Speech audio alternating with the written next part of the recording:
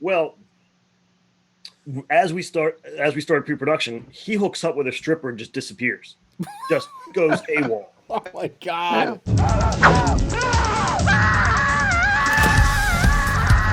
Malevolent Movies presents Indie Horror Rewind. On today's episode, Kevin Summerfield, writer, co-director, and co-star of the 2000 film Sleepy Hollow High.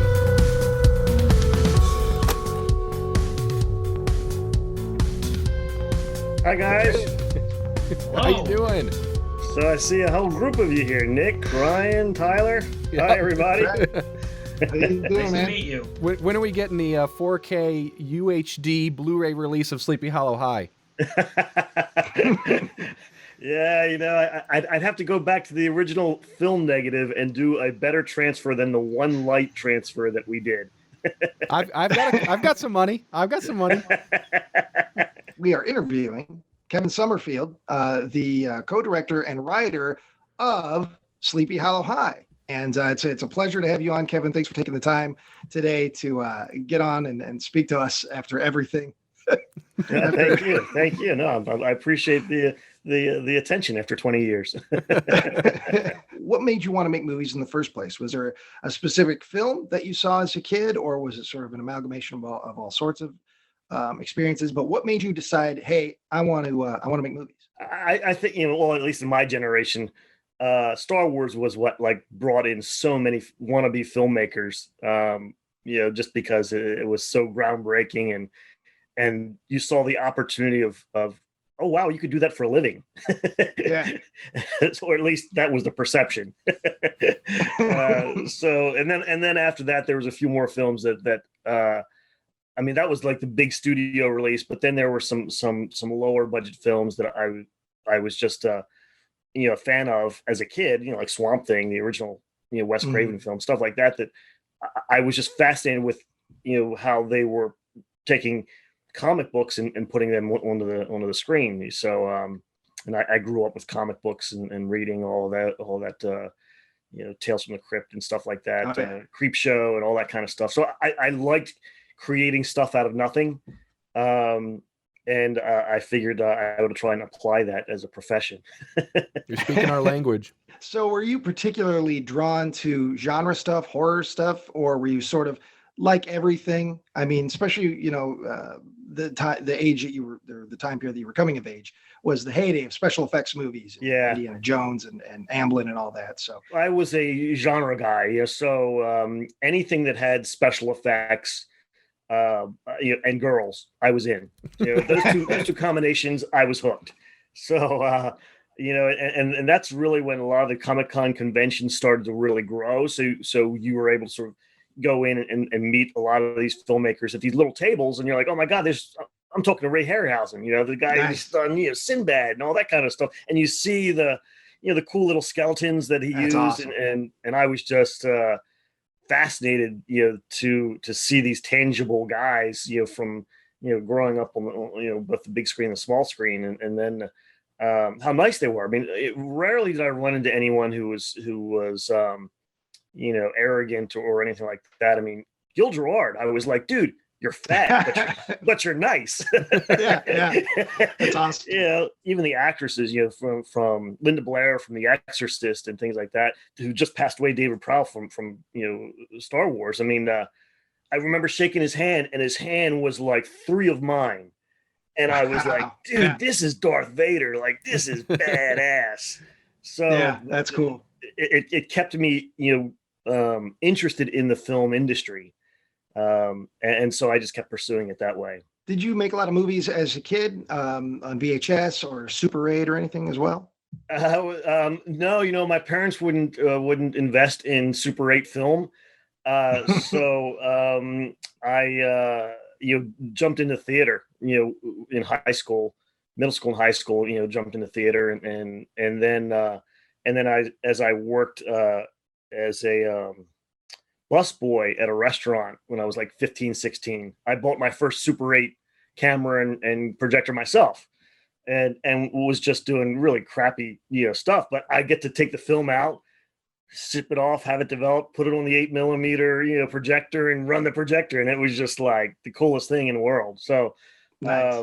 Yeah, and then I just bought a bunch of books on filmmaking and things like that, and then what I did was I signed up for a producing class at the local community college, and at the time you could produce content with all of their equipment, and this was way back in, I don't know if you guys are familiar with the 3/4 inch tape, but it was at the time like the broadcast component to a lot of the smaller TV stations. And so from that, once you went through the class, which was like 4 or 6 weeks or so, you could have access to the public station equipment. Oh, that's cool. So, so I was the first guy at that particular public station to produce a scripted show. Everyone was doing like, nature documentaries and religious stuff, and I was like, man, I'm about scripted stuff. I want to do like so I did the very first scripted show, which was a Halloween love story called One Red Rose, and I shot at the end of my street where I lived because it was a dead end, and I couldn't afford to bring a crew in. So I brought beer instead. That was the worst idea ever. I can imagine so. So needless to say, about halfway through production, the sound was all over the place. The camera was shaking. But it ended up as a community TV program. It ended up being like one of the most watched Halloween shows for that county. So that was sort of my taste into producing and directing and writing with no clue of what I was doing, and I just kept going. On the film itself, Sleepy Hollow High, you're credited as writer and co-director with Chris Arth. What was the relationship? Were you childhood friends? How did you meet Chris and decide to start producing stuff with him? I at the time, so how this whole Sleepy Hollow High thing came about was there's actually another version of the original Sleepy Hollow High was actually an anthology. That what? Yeah, it was an anthology. I was offered a gig for a comic book company down in North Carolina, and with no track record in terms of investigating the comic book company or things like that. All I knew is they had a deal with the producer from The Crow, and I was like, I'm in. I didn't ask questions. I'm like, I'm in. So I packed my car, moved down to Carolina. I quit my job and had a nice job. I was working as a graphic designer for Arbitron, which at the time was the radio ratings company. Oh yeah, I have a radio background, so I'm familiar with the book. Okay. I helped design that, buddy. It's the book. Oh God, the book period. Yeah, every program director in America goes crazy. Some Arbitron stuff. Maybe I'll send you throw in the bag for you. That's awesome. Yeah, I'd be great. Yeah. So I get down to Carolina and we went out to the American film market, which every year is held out in Santa Monica. And we met one of the sales rep for this company that happened to be based about 45 minutes from where this comic book, artist lived. So we said, hey, we live right in the area. Maybe we can set up a meeting. And all I had was a demo reel, which, at the time I had just been, doing little stuff here and there. I did a little promo piece, when I was up in Canada pitching, going the rounds, pitching my first sets of films. And I had cut a little demo reel from that, and we pitched. So we go in and meet with the president of the studio, and basically they supplied the content for all the retail markets. So Walmart was like the granddaddy account. You get Walmart, everybody else falls in line. Yeah.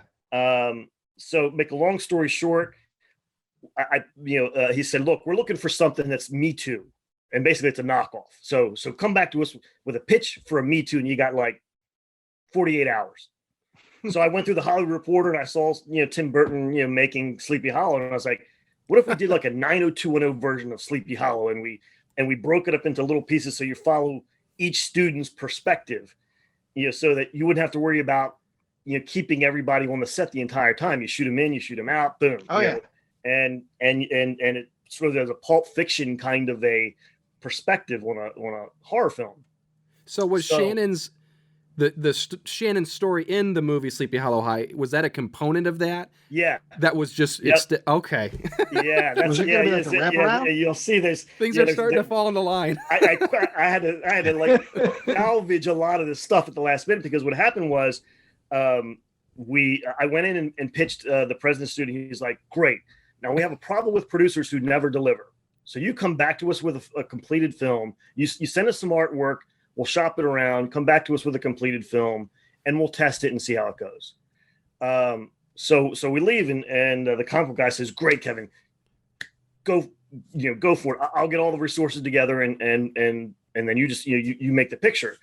Well, as we started pre-production, he hooks up with a stripper and just disappears, just goes AWOL. Oh my god! And I'm in North Carolina with.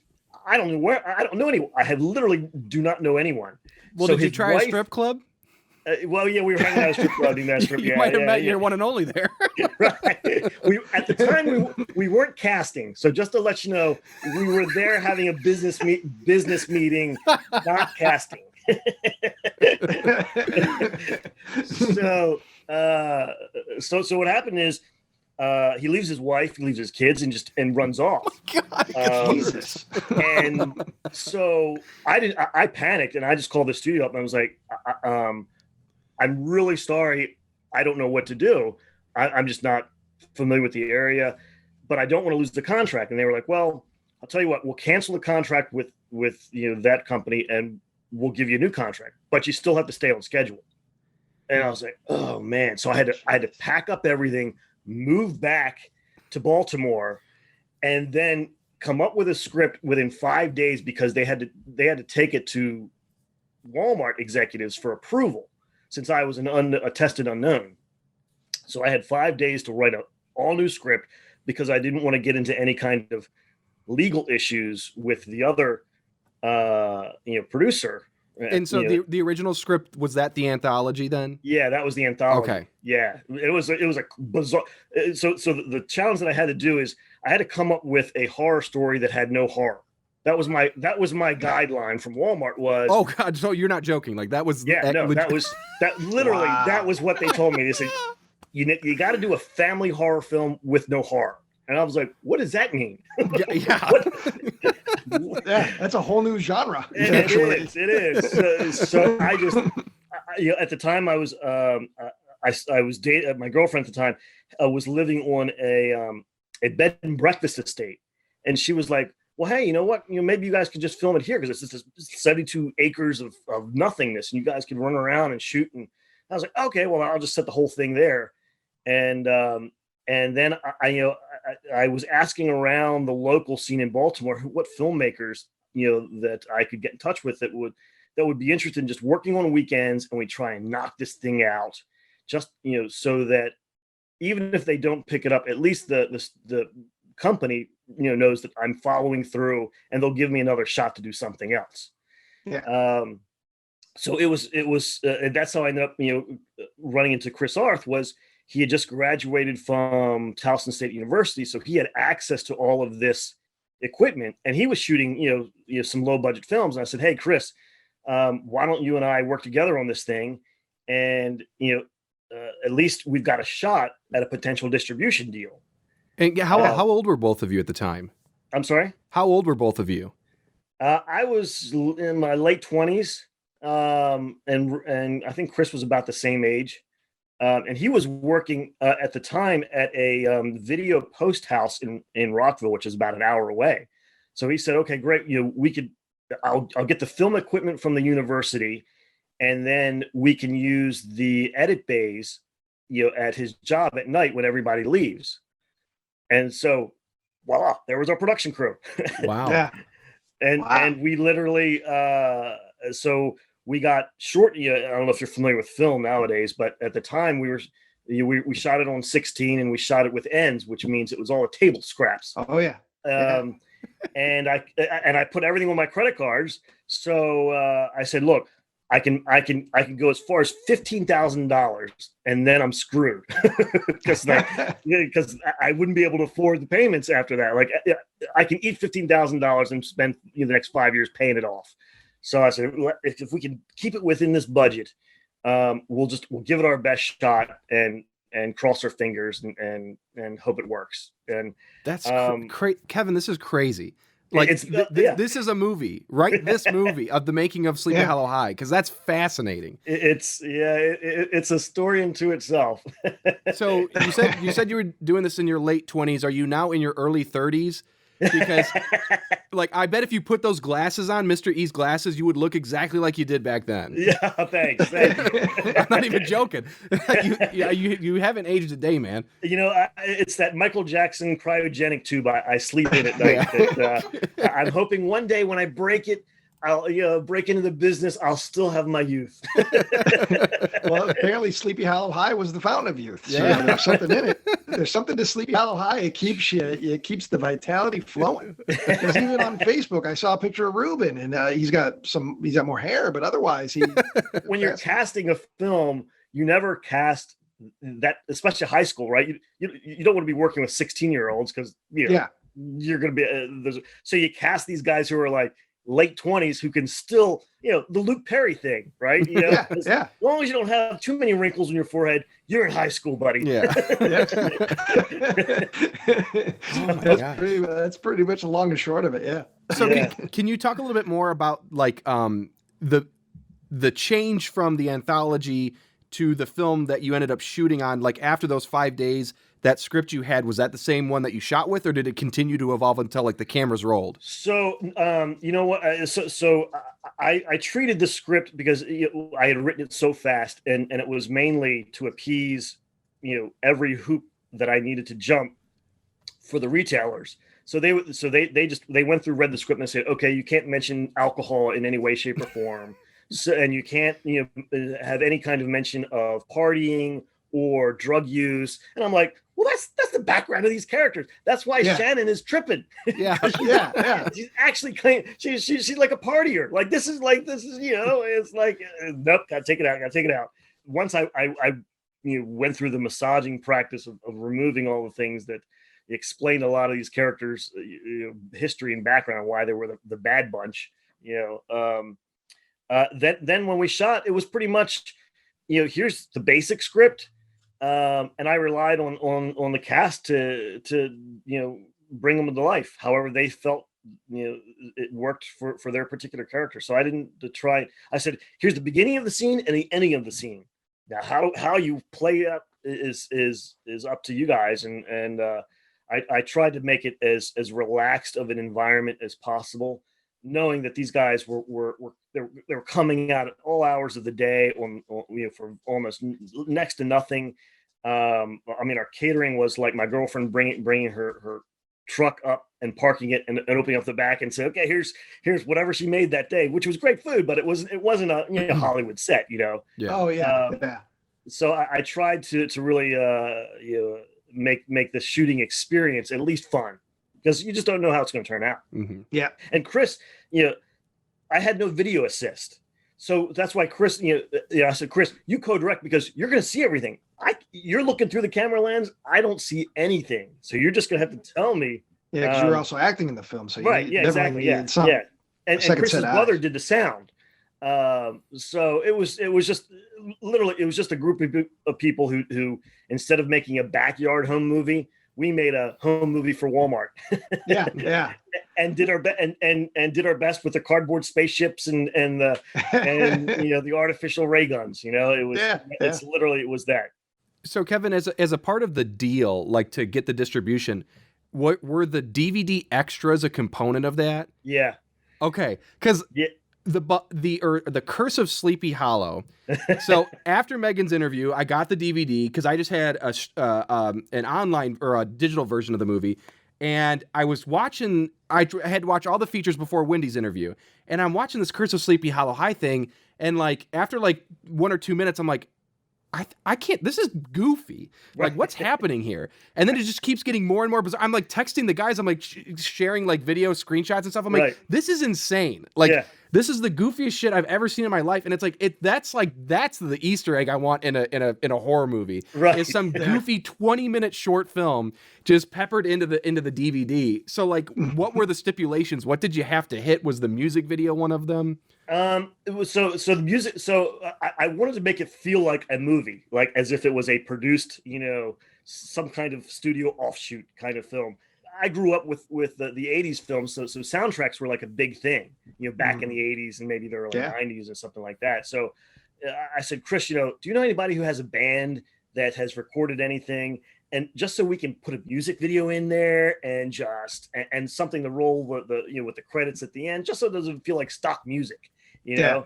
And hey, if they want a bunch of DVDs to sell at their band events and stuff like, they're in a movie, they're music videos. I mean, so he happened to know this band, and I took a listen to some of the tracks. And I'm like, perfect, this is great. This is this just feels like a DVD, because the biggest thing that the sales reps needed was that collateral that you're paying the same amount if you're buying the House on Haunted Hill. That was a big studio Warner Brothers release that happened to come out at the same time as Sleepy Hollow High. And they're going to pay the same amount. So what variables would make it an impulse buy? And that was all of those extras. So I said, if we're going to do the extras, I want it to be in such a way that you want the crowd to be like stoned and drunk at the same time, like a Rocky Horror Picture Show.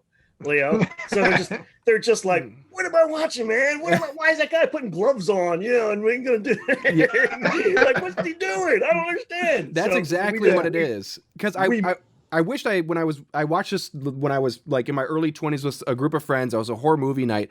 I wish we had gone to the special features and watched that, because it would have it was already a killer experience, having fun with the movie. But that would have been like, the chef's kiss on the top of that, because it's such a weird experience, because you don't expect it. Right. Like, you don't expect somebody to put that much effort into like, a behind the scenes featurette, or what is this? Is it extends the tale? It was very funny. Yeah, and is that Chris's brother that was in that? Yeah. Okay. Yeah.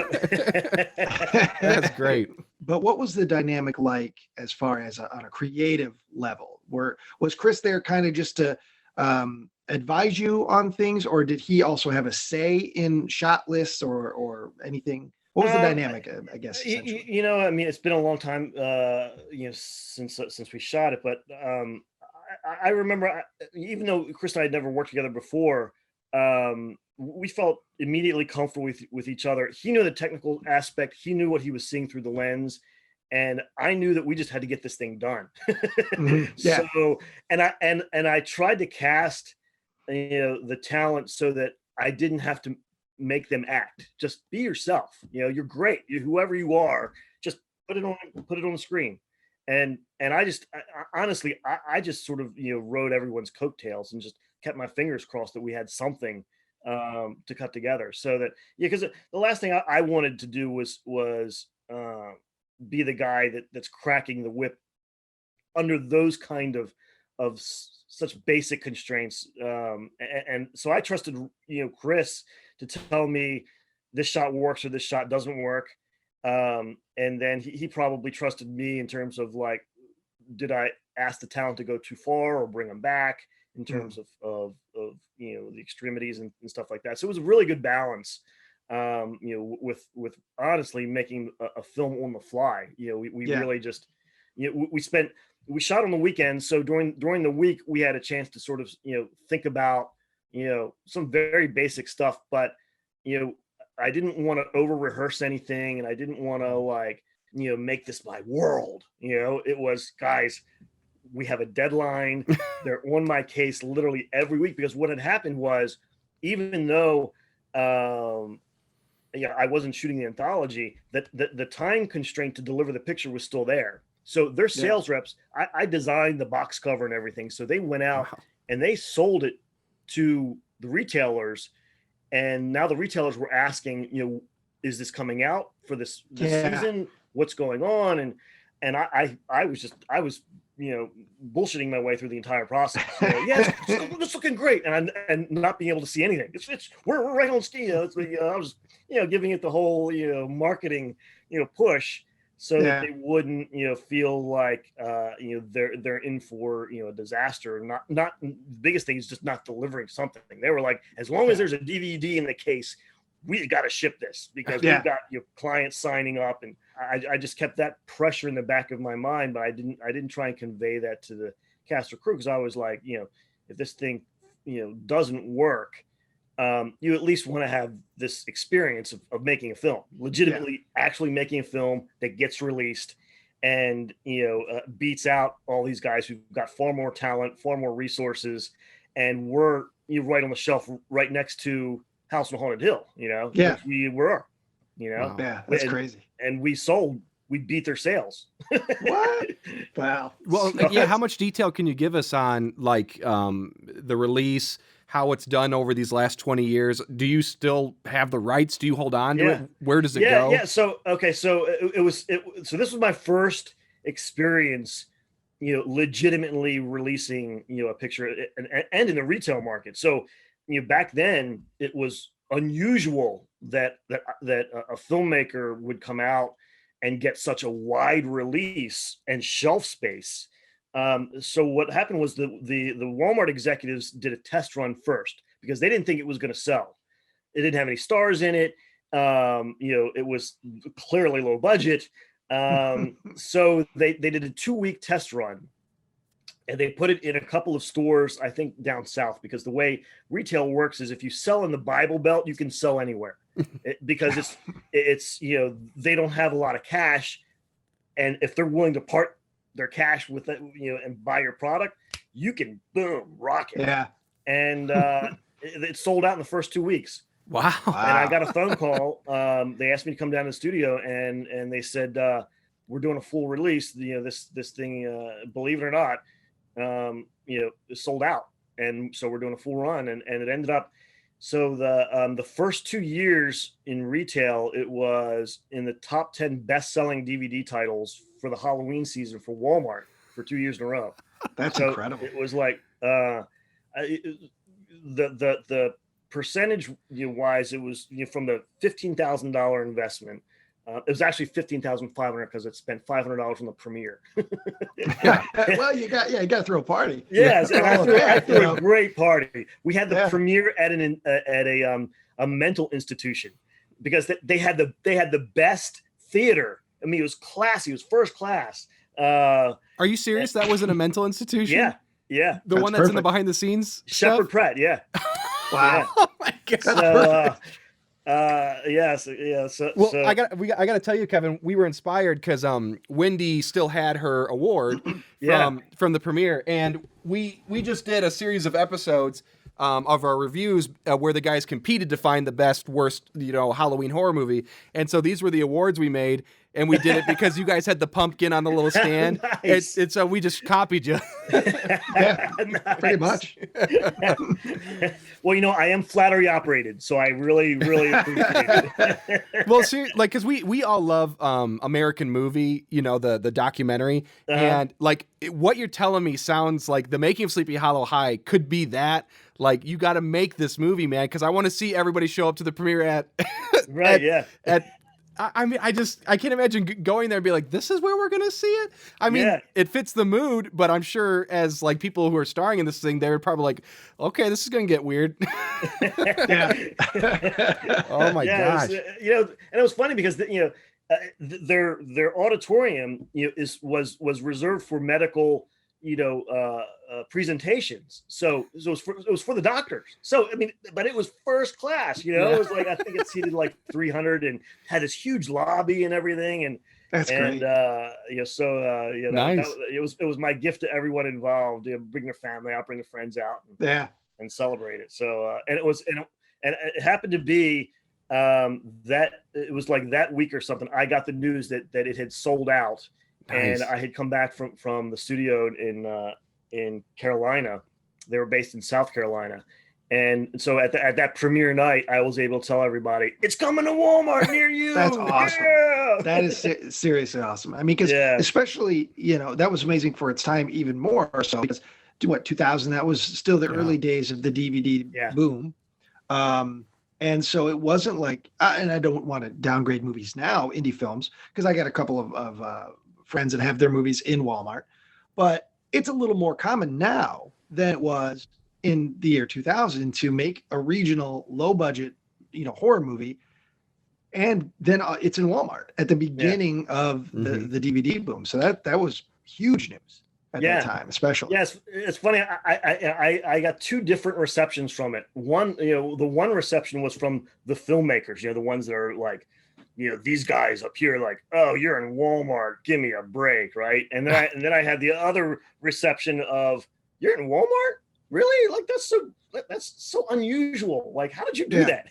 Well, still today, and speaking of the guys I know, still today, on their Instagram, they'll be like, people will send them pictures. They'll be out shopping and they'll see their friend's movie at Walmart and send them a picture. So even now, 20 years later, it's people get excited about it. So even then, I mean, that's a hell of a feat. The studio, came back to me, I guess, when it was doing really well, and they were like, we get two kinds of mail on this film. One is like they love it, and the other is they hate it so much it's with a passion. Yeah. You're getting a response either way. You know what I mean? And that means it's sticking with people. Yeah, exactly. Yeah. Honestly, I think Sleepy Hollow High is a good test of whether or not you're good at watching independent horror movies, because that was the thing that I loved about it. Is like, okay, you could say that there's not a lot happening in Sleepy Hollow High as far as the story goes, but it's like, that's the challenge of like, you got to make some fun out of that. And like, that's what I love so much about that movie, and why I remember it so much is because we had a great time watching it. We were just theorizing what was going on and like making things up and having a great time, and then bringing it back and having a couple new guys watch it with me again. It was like, dude, this thing holds up. Like not necessarily in the ways that you wanted it to, maybe, but it holds up in a way that it's like, this, I'll watch it again. I'm going to watch this every Halloween now, because it fits the mood. It's funny because like I mentioned before, Rocky Horror Picture Show was actually my blueprint. So in the original anthology, I actually had like a dance number, at the school, as part of the movie. Like they have a pool party at night before they go out in the woods the next day, and it was like, I was doing the whole Rocky Horror thing, and it was all that stuff had to get pulled out because it costs. Yeah, that's too bad. So how did that inform I don't know, I'm trying to think of a polite way to say it. How did that inform the incredibly confusing dream sequence plot? Because what of that was in the original anthology, and like how did that grow? And because it's like, we're like, I can't help, I wake up in the middle of the night being like, what the fuck happened? Like, was it all a dream? Was it not a dream? Like, what's the principal have to do with this? What's happening? Yeah. The guy cutting out the... So some of the backstory that I remember was each of these characters had their own secrets, right? And that was the anthology was, their dirty little secrets or their own little nightmares.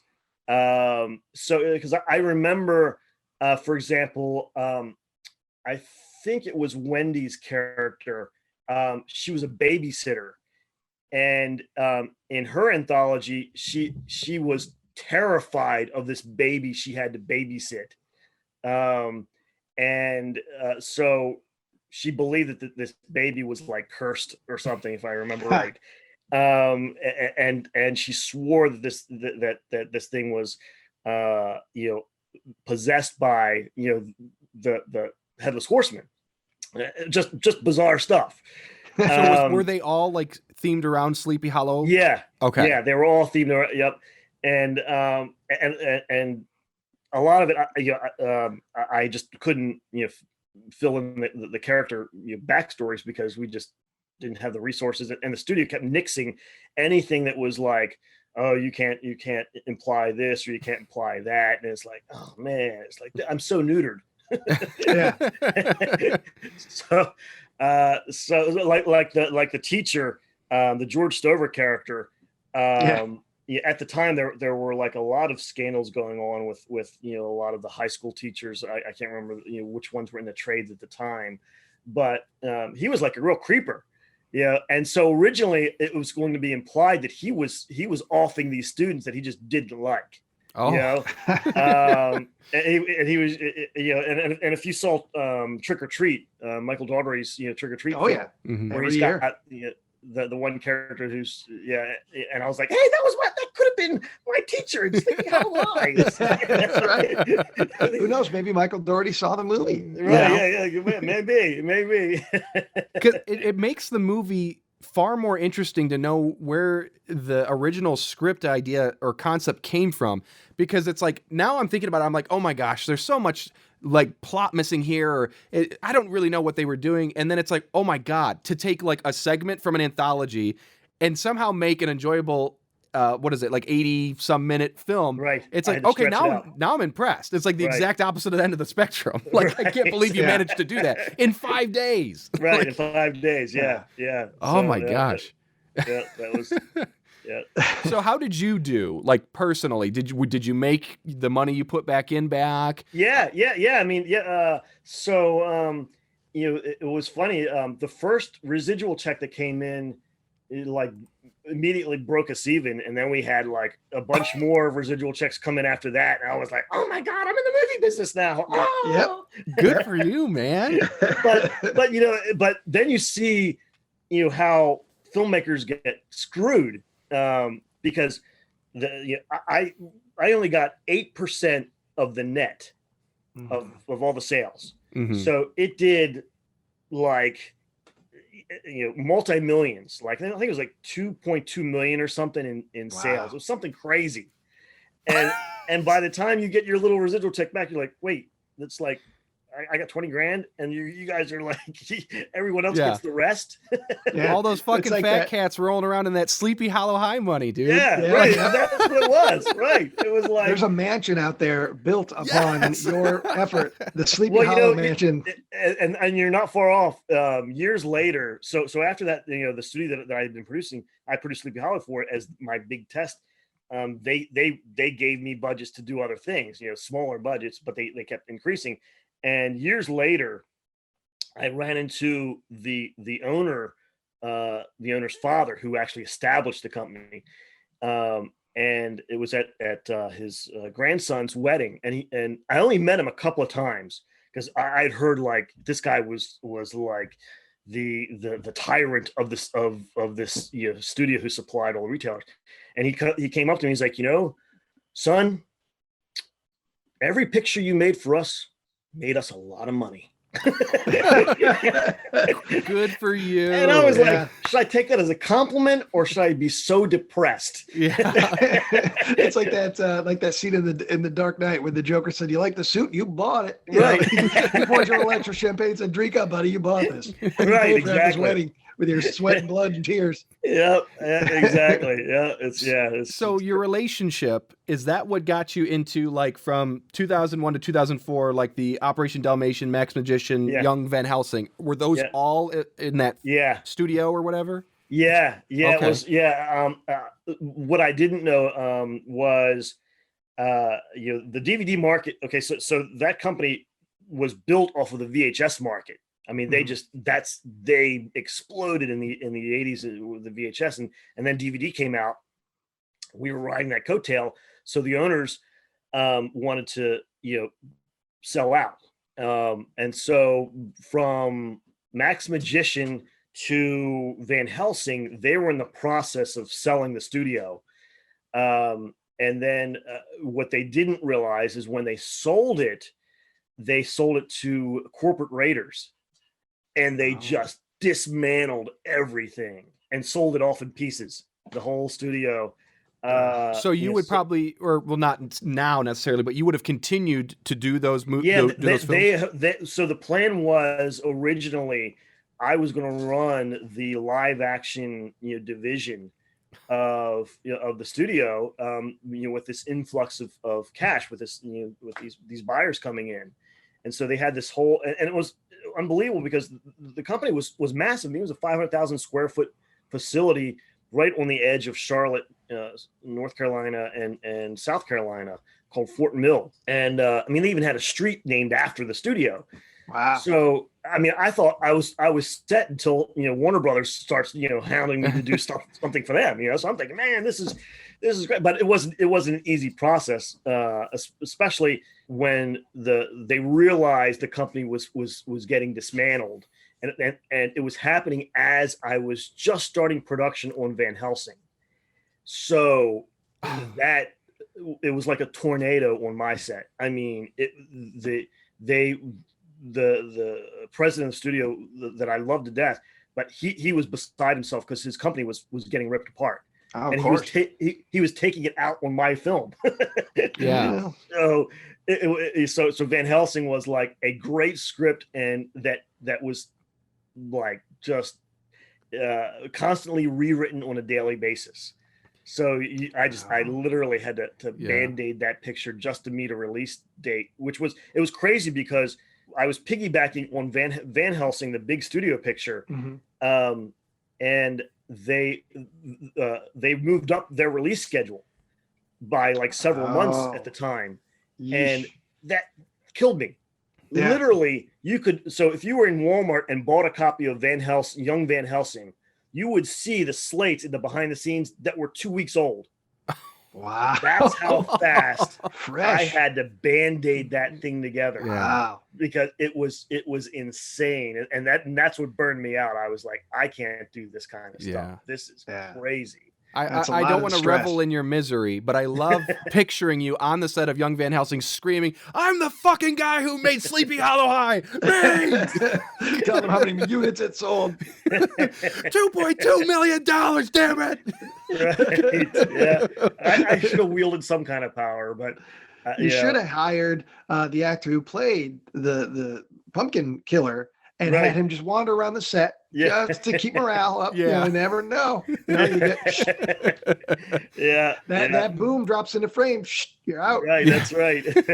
That's right. This is like my worldview is like blown open. Like my life has changed. Like, well, hopefully for the better. Well, Sleepy Hollow High was like this one thing, and it was like the best part about it was there was always something that I could just theorize or guess about, but like never this journey of Walmart money and working for this small studio in North Carolina. Like that's crazy. Like it's and like because Ryan pointed it out when we were talking with Megan that it's like you don't like these are just it's the director and these are the actors and you don't think about them as people. It's like they made a movie and they disappeared.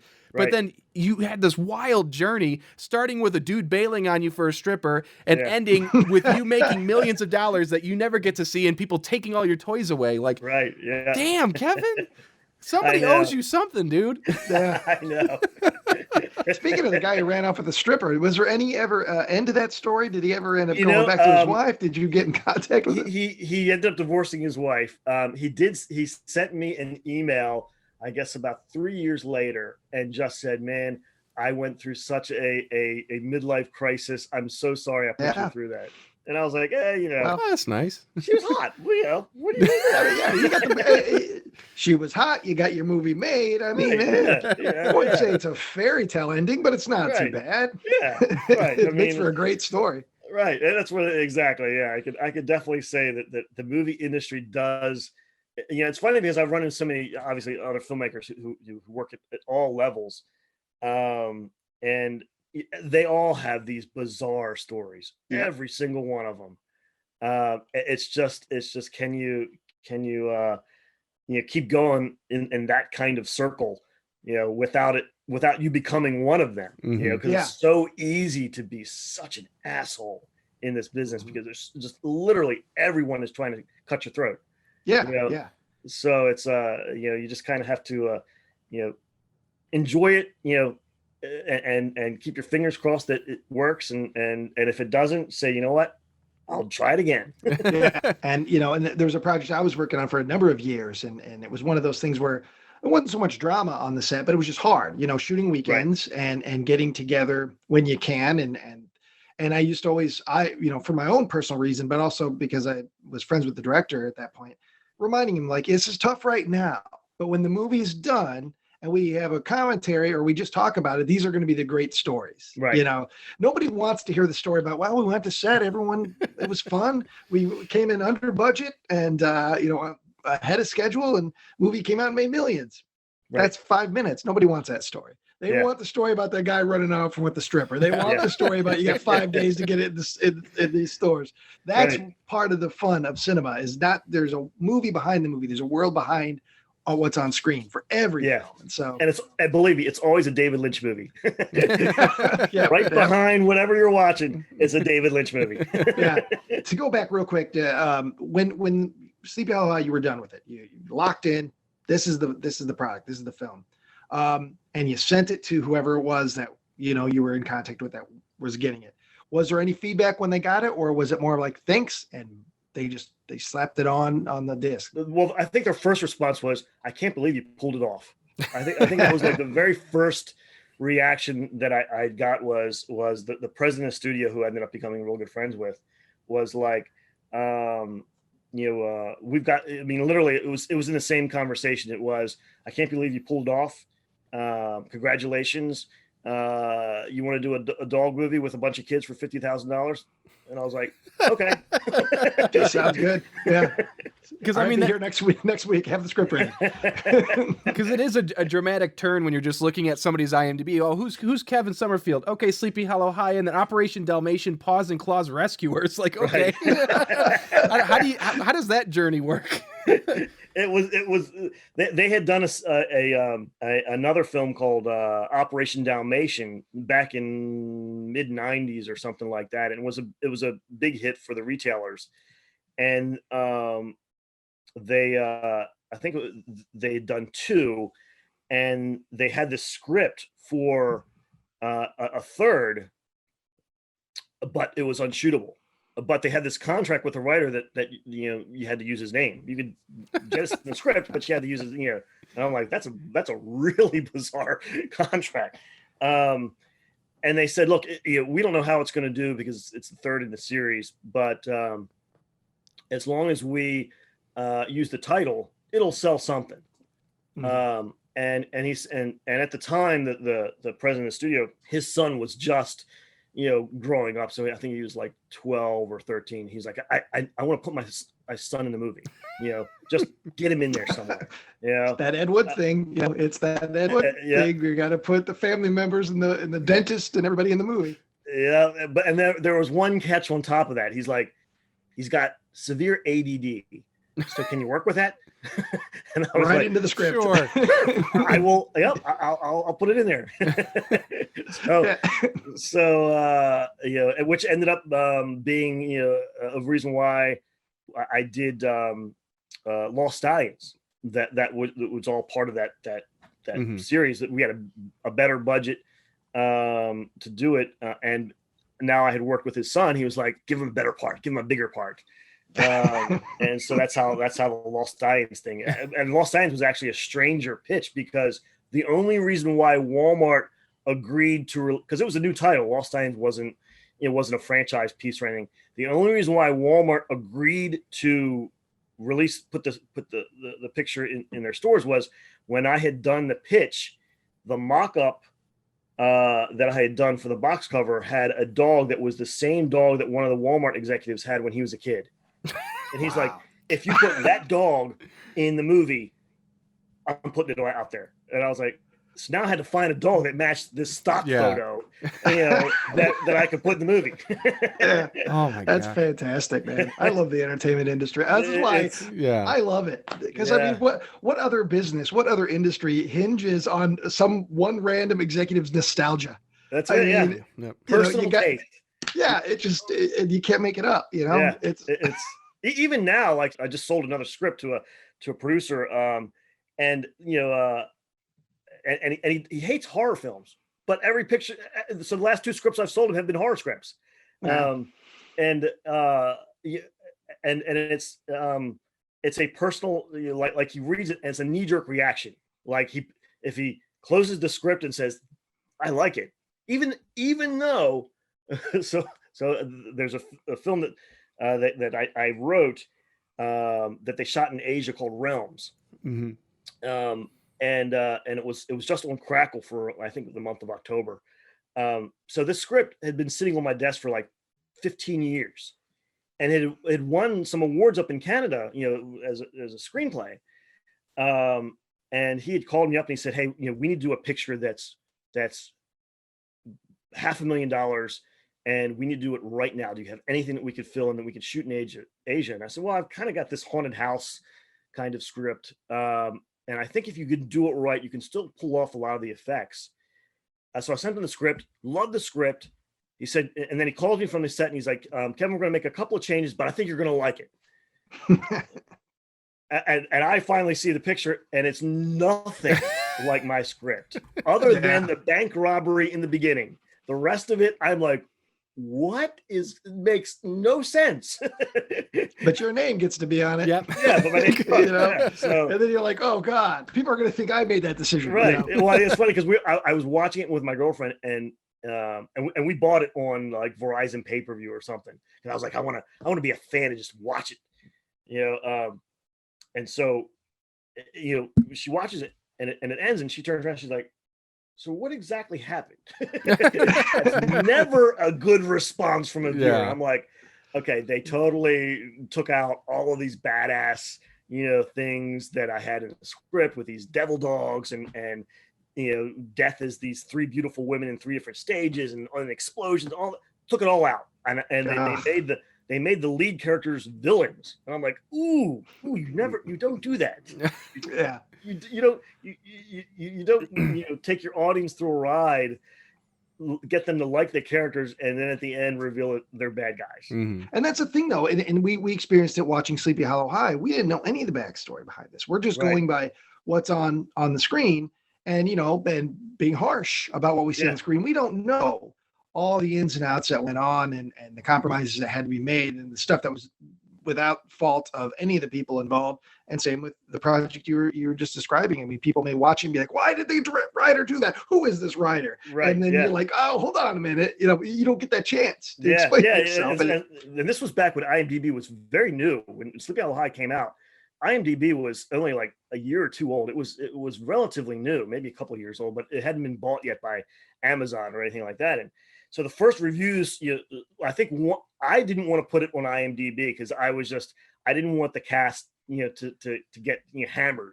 right? Try to shield them from as much of the bad PR as possible. Well, apparently one of the cast members, I think, put it up on IMDb, and I didn't know anything about it until the associate producer was like, he came by my office and opened up IMDb, and he's boiling. He's like, "We got this bad review," and he's like, "How could they say that?" And I'm like, "Well, wait, take a step back. One, they bought the movie, so it's a bad review. They got them first. We hooked them. Yeah, we made 8% of $15. Right, exactly. Yeah, and I said he's probably got good points because we had to make some serious compromises that jeopardized the quality of the picture. But if you listen to enough of the reviews, if we ever do a sequel, we'll fix all that. We'll make sure it's got all of these things in there that is what the audience was expecting to see. So and Kevin, what is it going to take to do that? I'm not even. I am that's dead serious. Talking about sequels. I before I get married, I want to see Sleepy Hollow High 2. So what do we have to do to make that happen? It's come close a few times. So when it first came out and did so well, the studio wanted to do a cash grab as quick as possible, and they were like, "How fast can you slap one together?" And at the time, Jeepers Creepers had come out. And I said, look, this is what the fans really wanted. They wanted something that was just badass. And two, it's got to have some production quality so that it's more than just a Walmart release. I mean, it's clear there's an audience for it if we put the right technical components behind it. It could internationally, it could do really well. I mean, and boom, everybody's would be happy. It would be a decent little flick and fix, everything that the fans, really wanted to see. But I need some time to put it, to make sure that the script, goes through a battery of tests and has really smart dialogue and works at the script level first, and then we can get into production. He was like, okay, well, how fast can we get this Dalmatian movie going? So that it was like, but over the years, of all of the titles, Sleepy Hollow High is it is. I always get somebody that says, hey, we can reboot this, and even now, like, so with this whole COVID situation, producers are hammered with not being able to get into production. So this picture that I sold to a producer friend of mine, they were going to shoot in Northern California in August. And they were talking like Richard Dreyfuss was going to do a cameo. He had a bunch of great ideas, but the whole COVID thing, production insurance, they couldn't get it, worked out. So they moved. So I get a call, I guess about a month and a half ago, that they found this location in Eastern Europe that they're going to shoot the picture.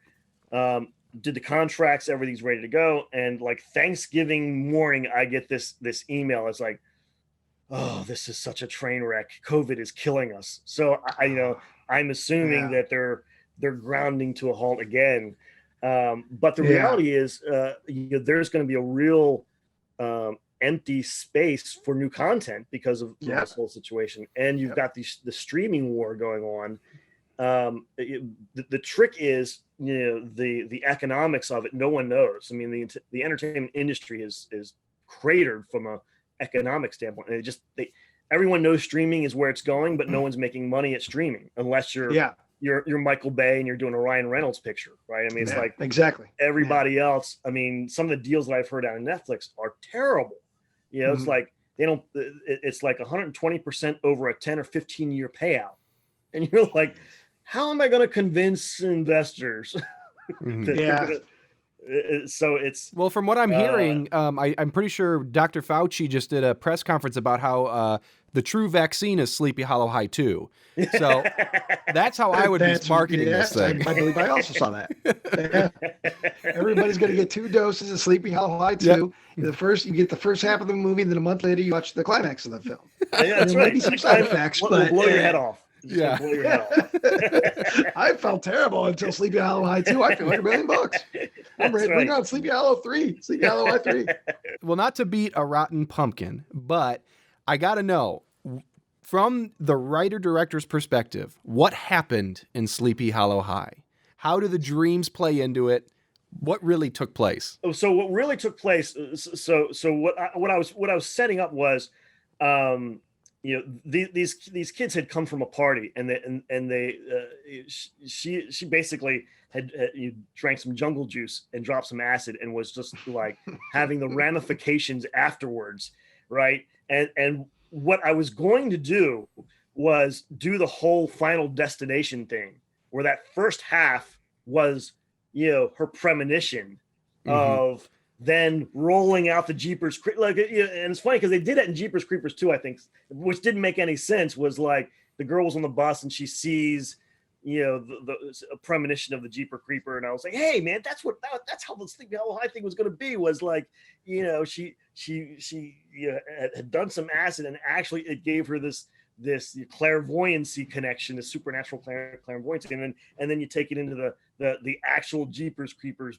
experience. That was actually one of the 5 short stories. Was this girl is so convinced that death is chasing her that after she comes from this party and she's hungover, and because I remember when I was in high school, I went to this party and this guy had dropped some acid, and he swore a pizza was in his eyeball, and he ran around and said, dude, do you see the pizza? It's in my eye.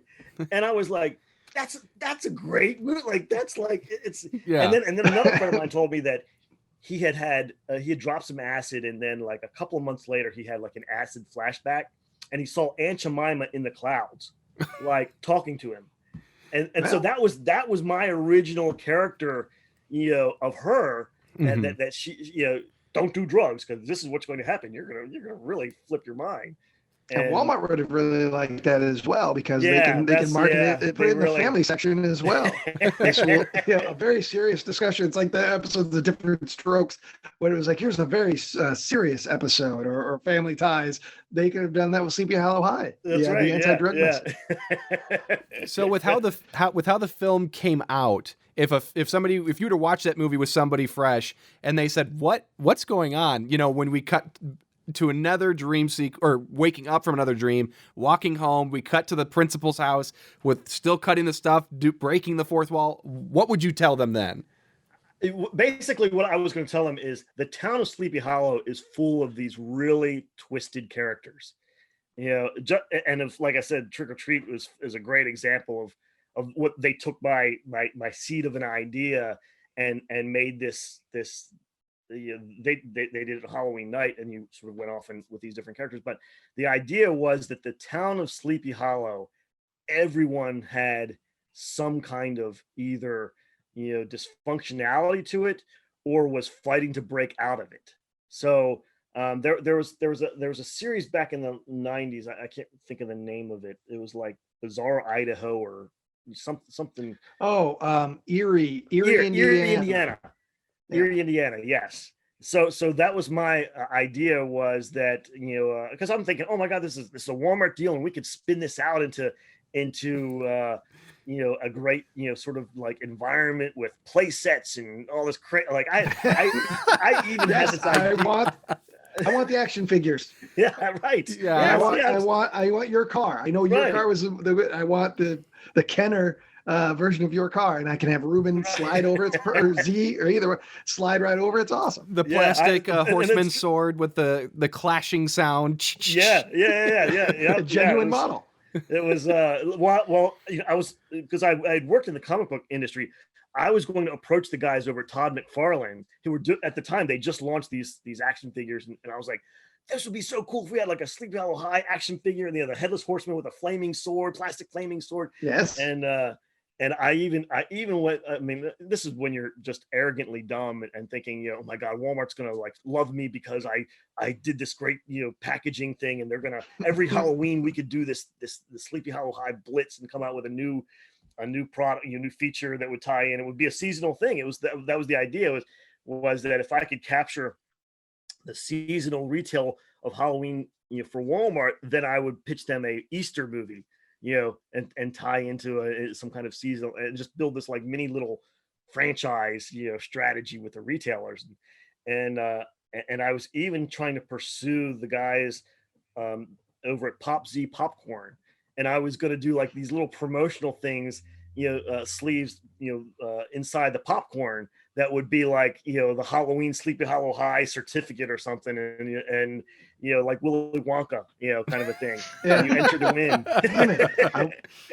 It was crazy. I'm so sad that this didn't come to fruition yet. Not yet. Because I would have loved to have that. Yeah. Speaking of, though, Nick didn't. Speaking of like special effects and some of the production design, I think Nick had some questions. I'm kind of a prop guy, so I'm curious about a few props in the film, because they seem really good, and I want to know, like, what's the story behind them. I really love the pumpkin head, right? And I just want to know more about that. Like, is that something off the shelf, or was that like custom made, or what's the story behind that? It was, I found it in a Halloween shop when I was, and this was before Amazon or anything like that. So I had to like go out, and there was a sort of a makeup effects shop that was near my parents' house. It was like a back room shop, so you could buy very elaborate Halloween costumes. And you could also buy like liquid latex, and back in the day they had the Dick Smith sheets where you could make fake noses and stuff like that. So it was very cool. It wasn't a big it was just a back room, and they had that pumpkin head. And as soon as I saw it in the shop, I'm like, oh, thank God, I can, because I had no idea what I was going to do. And I bought the pumpkin head, and I bought the that artificial neck piece that gets revealed at the end in that shop. Yeah, It was Nice. it was a lucky between break. that and the sword, I'm kind of assuming the sword might be a similar situation, but Yeah, it's the a cool sword. it's a So cool the sword. sword. So there was a sort of a costume rental shop down in Baltimore that sold, like, you could rent like full blown armor and all this crazy stuff. I guess for a lot of the theater stuff, and they had a catalog, and it showed me where they were getting some of the stuff, and so I they gave me one of the catalogs, and I saw, the Conan sword was in there, and I was like, well, I can't, I don't want to do that, Awesome. but they had some of these other sort of medieval swords. I mean, they were like real, they were just dull. You'd have to sharpen them if you want to make them lethal. But that's what I did. And then I found that this gel, that you could put that, you put on anything, and it would light up. It wouldn't burn anything. It would burn the gel itself. And so I tested it on the sword, and I was like, oh man, we can do a flaming sword. So That's I production wrote that in value. the It script. was inevitable. How was it working with a horse? It's funny. That the horse didn't do a whole lot, obviously. I purposely tried to limit, because I had no experience working with just a muscle beast like that. So I only, I cheated as much as I could to make it look like it was fierce. And I was warned, don't walk behind the horse, and be very, very cautious, in front of it and things like that. So, like, I think like 2 years later, I ended up doing a horse movie, that was all about horses, and the trainer itself got hurt. She was, Oh my man. she literally got kicked by the horse, and I was like, Wow. that's why I don't, Yeah. I don't hang out too much with them. The editing process was how quick was the post-production turnaround, I guess, is my question. If I remember right, Chris. So Chris and I would go into his post studio, which was tape to tape. So this was non-digital. This was all. The only thing digital was I did the title graphics in After Effects, and this was early After Effects, and I did the whole lens thing with the reflection of the horseman in After Effects. I outputted it as SVHS because that's the only thing I could output it to, and then we upgraded it to 3/4 inch and did a tape by tape edit. So it took us, if I remember right, it took us about 6 weeks or so, 4 to 6 weeks, something like that, to put the whole thing together. Maybe a little less because we were towards the end. They were really breathing down our neck to get all the material together, but it was relatively quick. For a linear tape to tape edit session for a feature, it was some long nights to deliver that, but Sure. That's how we did it. Do you and Chris still talk to each other? So Chris and I worked on the next picture, which was the Dalmatian movie. the Dalmatian picture, and then I ended up the studio asked me to start shooting it like in 35, and so they asked me to bring in somebody with 35 millimeter experience. Mhm. And Chris wanted to do some documentary stuff, and so that's so he went off and did that, and I went off and did I think Max Magician was the next one that I did. It's such a long, journey from the beginnings, watching Swamp Thing, going to Sleepy Hollow High, and then Dalmatian and everything else. I mean, and still, it's the still story. a long journey. Yeah. Yeah. There's still plenty of time. More movies to be made.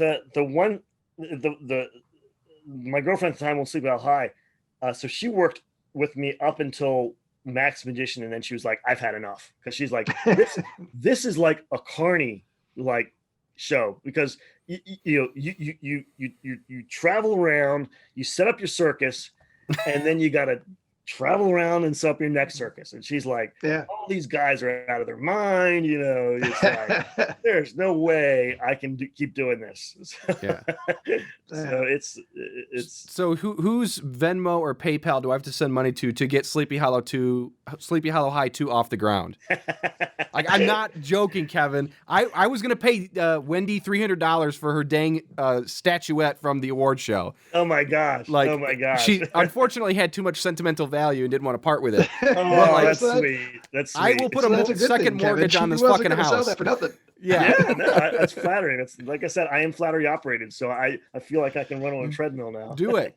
Get everybody on the phone. Call up Ruben. Let's get the Z-centered sequel going. I'm ready. That's it. Yeah. Yeah. It's one title that still rings because it's just a very familiar title. It's catchy, and you can go anywhere with it. Like, you could take the mythology of Sleepy Hollow and keep expanding on it, and you never know. I mean, look, these streamers, they're dying for content. It's just how do you make it? How do you make the economics work? Really, that's the challenge of it. So, you make the fans pay for it, and they will. Yeah. You throw up the Kickstarter, you throw up the Indiegogo. That's half the battle right there. That's true. And I have thought about that. Over the years, I've seen some of these guys that do the Kickstarter thing and have some success with it. So you never know. You never know. It's guys like you who keep it alive. And look, if there's enough attention, it's how I leverage you guys and say, look, these are guys out there. They love this stuff. We need to give it justice and do it right. And, absolutely. And then there'll be more guys like these out there. So, that's the trick of it. There's a lot of sick people out there that want to open their wallets to you. So, Kevin, are you, other than you're still writing screenplays and selling them, like, are you shooting anything? Are you editing things? I do. My main work now is corporate, so I do a lot of commercials and industrials and corporate stuff like that. And I do the writing, more on a laid back basis. Over the years, I've mainly focused on, a couple of projects that I said, okay, I'm totally married to this. But I won't really push it hard until I get the script. Just like it's got to rock. I mean, it's funny. Like so there was a group of us when we started out in this business, and one of them was James Gunn, and because he was working with Trump, he did this. Yeah, Romeo and Juliet. Exactly. Yeah. So they even say there's even rumors that he co-directed that. Like, he ghost. I know he wrote it, but everyone says that he ghost directed it as well. He was. Because I would get calls because I was trying to break into the business at the time, and I was really good friends with this editor-in-chief for this magazine called Femme Fatale, and they would cover a lot of the trauma movies and the actresses in a lot of those pictures, and Debbie Rashan was in that Romeo and Juliet, and so she was talking, a lot to the editor in chief, saying, James Gunn, like he's so good, he's so talented, and there was a few of us in that sort of circle that was really trying to break in, and I just saw an interview with him where Lloyd interviewed him. I think it was like 3 weeks ago, and Lloyd said, what's it like now to be a filmmaker? Is like when you were first breaking in, what's it like now? And he's like, you could get into the business, and do some great fun stuff when back when he was breaking in. Now you have got to have your A game on all the time, because you're up against YouTube, TikTok, on top of the Netflix and these guys. To really break out, you have got to be A+, and everyone around you has to be A+, and that's the only reason why so when I did Van Helsing, after I did Young Van Helsing, I said I am never going to direct another feature unless I am surrounded by everybody that's bringing their A game, because it's just not going to work. You're not going to break out. It's just not, it'll be a dud. So, Megan said that you guys regularly chat, if there's like a review or some podcast or something that comes out. Do you guys talk about like wanting to do stuff together, or is it just kind of like reminiscing about old stuff? It's I think it's a mixture, of hey, like right before this whole COVID thing came down, we were all going to get together and just like hang out. And I told him, I said the sequel would be all of us just doing shots and just set the camera up. And then we'll write it off of that. We want you to help us land Ruben, because okay. I need redemption. Oh, look, I called him Fat Kanye. I need to apologize. He loved it. In fact, that's how I heard about this whole thing. Is like Ruben like sends me this message. It's like, dude, they called me Fat Kanye, and he's like, they're spot on. That's why I said, all right, I'm hooked. Oh, good. I'm hooked. Wendy kept saying, Kevin, you've got to do it, because I was like, whatever these guys are doing, I am so in. I'm waiting to be crucified. Because like over the years, fans have written to me about stuff that I just never even dawned on me. Like one guy wrote something about Mr. E's name, being a mystery. Yeah. Mm-hmm. And I'm like, dude, he was named after my gym teacher. Like I never thought of like his name would imply anything. He was like, I had 5 days to write the script. I was pulling names out of the air. Yeah. And I put my gym teacher's name. That's it. There was no mystery to it. And then a bunch of nerds great. Across the country just developed their own lore about who is Mr. E. Yeah. There's cosplay. I think there's cosplaying of Mr. E in some places. Dude, next Halloween, that's what I'm going to be. Get those glasses. So I think we need to do a special series of episodes all devoted to Kevin's studio films from the 2000s. Well, my interest, I mean, not that it wasn't before, but it's very much peaked now, knowing some of the backstory and knowing what, the restrictions that you had with these other films, and especially when the studio was falling apart. Every picture has them, even when when I retired from directing features from Van Helsing, I said the next one I'll get involved and produce. So, and which was the Derby Stallion. And I thought it was going to be much easier, and turned out it was far more stressful when you've got the producer who's financing it, who's jacked up on coke the entire time, and her husband is taking psychotic meds. Yes. This is what I want.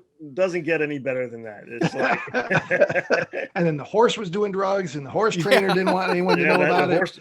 The horse trainer who got kicked, I'd say a good 12 feet. Because what happened was we're filming up on the hill, and we hear this boom, and we see the horse trainer fly like just out of the right from behind the horse track, the horse trailer, and it literally sounded like a stick of dynamite went off, and we went down and gasping for air, and we had to rush into the hospital, and that's the trainer. That's the trainer. That horse wasn't having it that day. He wasn't feeling it. He's like, the movie business isn't for me. I'm just a simple. If on the behind the scenes to that, you'll see that I had to wrangle those horses with an ATV, and because no one else would do it, and I had to get my shot in. Yeah, well, you still have a movie to make. Even though that guy's over there picking up his ribs, you still have a movie to make. Right, exactly. Yeah. The world of Sleepy Hollow High has been opened up, just so much. Yeah. I'm looking forward to revisiting it now with all of the knowledge from you and Wendy and Megan. I think we're kind of winding down, but one more question. How much longer did your car last after the production of Sleepy Hollow High? Oh my gosh. So funny story. So while we were shooting Sleepy Hollow High, I had driven that car everywhere. Like that was like my right arm. So when we were shooting Sleepy Hollow, I had to take it in for service. And the mechanic comes out and he says, "Listen, I think it's time you look for another car." He said, when we put it up on the lift, it's so rusted that it's separated from the frame. So when we wrapped Sleepy Hollow High, it couldn't go in reverse. The gears wouldn't. So I ended up donating it to some kind of car charity. and they took it out. They took it from there. But yeah, it lasted right up until we wrapped, because that was my that was Z's car. So I had to at least show up, whether I had to push it or what. Because Megan and Wendy both mentioned it. It's in the behind the scenes footage. Apparently, this car was a very important part of getting this film made. Look, that car was the equipment, transport. So it carried everything. My gosh! It was I kind of felt sad when I had to see it go, but the mechanic told me it's time. It's time. Yeah. Well, the great thing is it's immortalized forever in Sleepy Hollow exactly. High. It really is never gone. Right, As long as people are putting that TV in and watching Z stumble across the roofs, it lives on. So that's right. That's right. I may even still have the sword. I think my mom said that. Like my nephew or something wanted it, and my mom wouldn't let him have it because it was a real sword. Like, it's a heavy duty sword. We need to get it on an episode of Antiques Roadshow. I was gonna say, the bones of the horse are in your backyard. Full on, like at the museum. I still sniff the glue, So I was gonna say we should melt it down, make glue, and we sell the glue to fund Sleepy Hollow High too. Right. Exactly. Rendered from the actual horse itself. Here you go. Right. It works. It'll glue stuff together, so it's practical as well. Well, Kevin, man, thanks so much. This has been eye-opening. Like, this is awesome. Thanks, guys. Thanks. I really appreciate you guys. 20 years later, still keeping it alive. Yep. We're bringing it back from the dead, man. That sequel's gonna happen. That is gonna happen. Hey, you guys will be the first to know if I pitch it, and the producer says, "Hey, I think we can get the funding for it." Then you guys will be the first to know. Nice. All right. And we'll be the second to contribute to it. So that's right. You'll be able to say, "Hey guys, you can do live broadcasting on the set." It's been a pleasure, man. Have a great night and great holidays as well. Okay, you too. Thanks, guys. Thanks, Kevin. All right. See you later.